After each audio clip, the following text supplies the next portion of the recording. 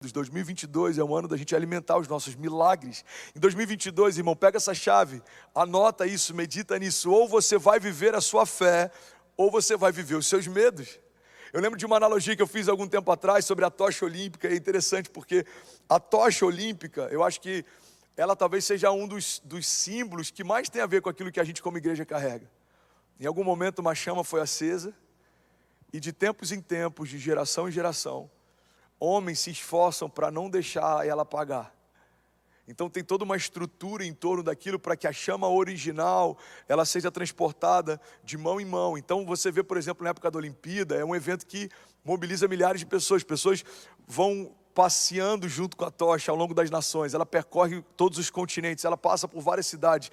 Em cada cidade que ela vai, alguém tem a oportunidade de carregar aquela tocha e transportar até que outra pessoa assuma a responsabilidade de mantê-la viva. Irmão, a tocha olímpica nada mais é do que uma representação do nosso chamado em Deus. Nada mais é do que uma representação do ministério da reconciliação, daquilo que Deus chamou você para viver. A esperança viva que Ele depositou na tua casa não vai ficar presa nela, não vai ficar retida nela. Deus não quer só que aquilo que Ele começou a fazer na tua história se limite a você. Agora Deus quer que a esperança que Ele depositou em você se espalhe por aqueles que caminham perto de você. A Bíblia chega ao ponto de dizer que nós fomos reconciliados com Deus através do sacrifício físico de Jesus, mas não só isso.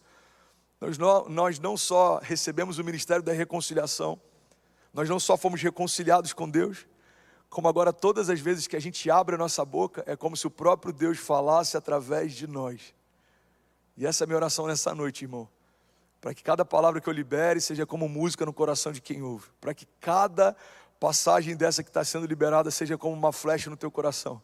Eu oro para que essa mensagem mude a vida da tua família. Eu oro para que essa palavra encha você de coragem, de alegria, de ousadia e de esperança.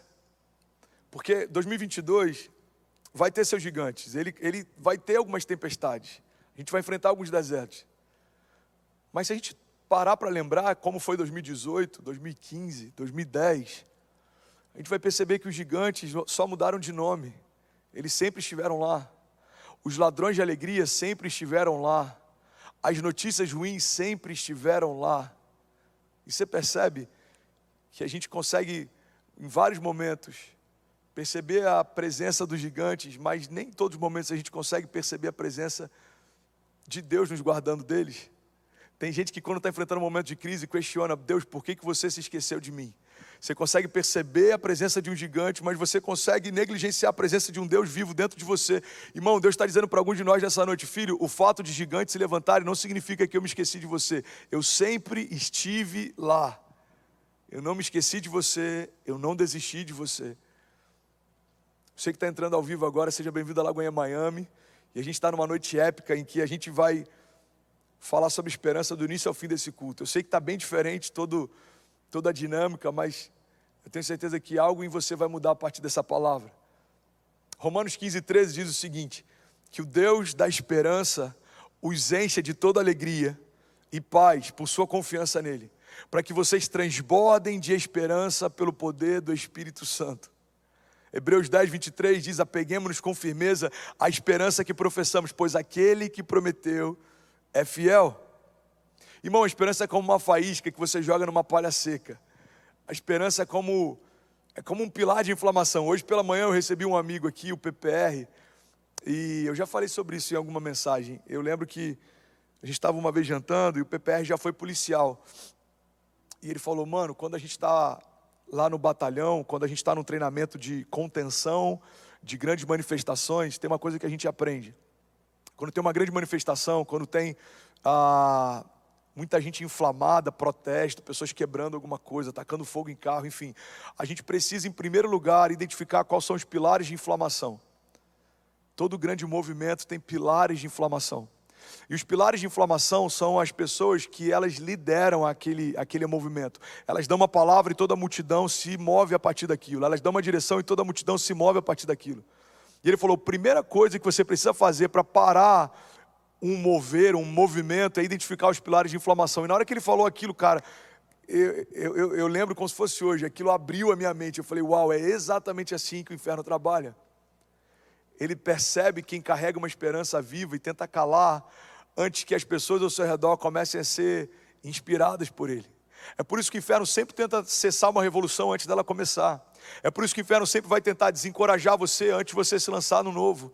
É por isso que o inferno vai sempre tentar diminuir as suas expectativas, ao invés de permitir que você volte a sonhar, porque a partir do momento que você volta a sonhar, ele não para mais você. É impossível parar um sonhador que entendeu o poder que em si habita. É impossível parar um homem que entendeu a identidade que carrega.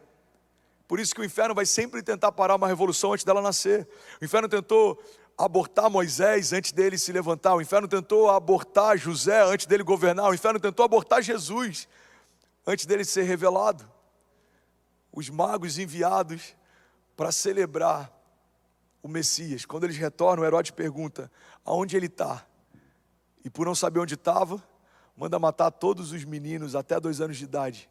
Porque ele sabia que uma esperança viva estava caminhando no meio do povo. Irmão, olha para mim, em nome de Jesus. 2022, você pode ser um pilar de inflamação, alguém que carrega uma esperança viva, portador de boas novas. Ou você pode se mover por notícias. Ou você pode estar pautando a tua história baseada em problemas. Irmão, problemas sempre existiram, mas eles são matéria-prima do milagre. As crises sempre aconteceram, mas elas são a melhor oportunidade para a gente ver Deus lutando por nós. Eu quero te encorajar em nome de Jesus a olhar para 2022 com a perspectiva certa. 2022 já é o melhor ano da nossa vida. 2022 é o ano do maior romper da nossa história. 2022 é o ano de Deus levantar improváveis e de Deus envergonhar aqueles que pensam que são. 2022 é o ano da nossa família, romper em fé, andar sobre as águas.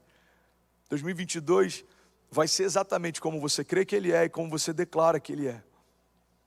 Então abre a tua boca e profetiza. Abre a tua boca e libera palavras a respeito do teu ano. Eu tenho usado esse termo ultimamente, que é a oportunidade de desenharmos o nosso ano através de orações. Desenharmos 2022 através de orações. Eu queria te convidar, se você puder fechar os seus olhos, eu quero orar com você, Pai. Eu oro em nome de Jesus para que 2022 seja marcado por uma esperança viva. Eu oro para que 2022, a despeito de toda notícia ruim, de tudo que tem tentado remover de nós expectativa, Pai, a gente permaneça de pé. Eu oro para que 2022 seja um ano da gente te ouvir mais, da gente ter mais relacionamento com você. Eu oro para que 2022 seja um ano de romper sobrenatural. Eu oro para que 2022 seja um ano do Senhor renovar as nossas forças, do Senhor renovar a nossa alegria, do Senhor trazer à nossa memória aquilo que nos dá esperança. Eu oro para que quem está me ouvindo agora online, de qualquer lugar do mundo, seja completamente cheio da esperança viva. Deus, derrama sobre cada mente, sobre cada sentimento, sobre cada pensamento. Pessoas que têm carregado pensamentos de morte, pessoas que têm enfrentado ansiedade, depressão, crise de pânico.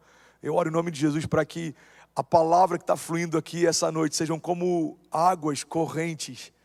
Águas correntes, Deus. Eu oro para que a tua unção venha como um bálsamo, descendo da nossa cabeça até a planta dos nossos pés. Pensamentos sendo colocados em ordem, ruídos cessando, sentimentos sendo alinhados com os seus, Pai. Eu oro em nome de Jesus, para que a nossa vida seja transformada, Pai, a partir dessa noite, para sempre, em nome de Jesus. Se você crê nisso, diga amém, amém, amém. Eu estou quase finalizando, mas eu queria compartilhar algumas revoluções que foram geradas por esperança. Sabe, ao longo da história, várias revoluções foram geradas a partir da esperança. Em 63, teve uma marcha sobre Washington. Você já deve ter ouvido falar em algum momento sobre esse dia. Foi o dia em que Martin Luther King estava liderando mais de 150 mil pessoas. E na capital dos Estados Unidos, ele discursa aquela frase que entrou para a história. Qualquer geração vai ouvir falar dessa frase em algum momento.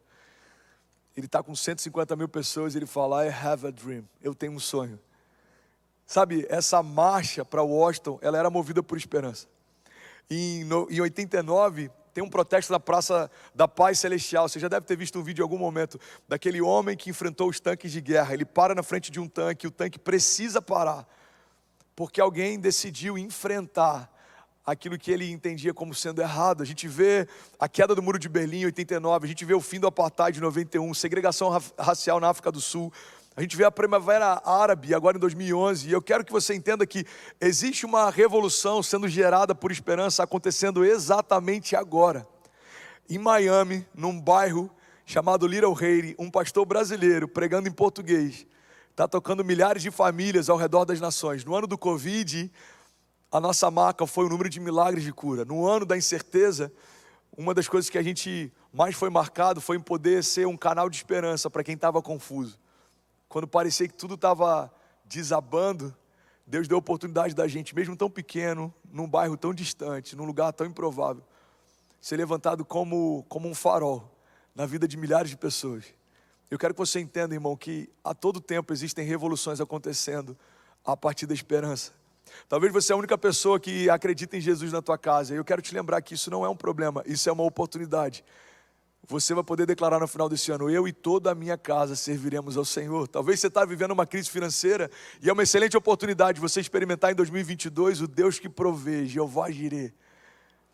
Eu não sei qual que é a crise que você está enfrentando, irmão, mas eu vim aqui só te lembrar que para cada tipo de crise existe uma nova faceta do caráter de Deus para a gente conhecer. Você está numa crise financeira? Muito prazer, eu sou o Deus da provisão. Você está com um problema de saúde? Muito prazer, eu sou o Deus que cura. Você está confuso? Muito prazer, eu sou o caminho, a verdade e a vida. Deus está dizendo para cada um de nós, irmão, não importa o tamanho da tua crise, eu não deixei de ser quem eu sou. Alguns religiosos mandam perguntar para Jesus quem ele diz que é, afinal. Ele é um profeta? Ele é reencarnação de Elias? Ele é a voz que clama no deserto? Ele é João Batista? Quem é você? E Jesus se apresenta dizendo: eu sou o que sou. Quero que você entenda isso, irmão. Jesus é exatamente aquilo que você precisa. Ele é cura para toda enfermidade, Ele é liberdade para todo cativeiro, Ele é direção para todo confuso, Ele é a paz que excede todo entendimento, Ele é o maravilhoso conselheiro, Ele é o Deus forte, Pai da eternidade, Príncipe da paz.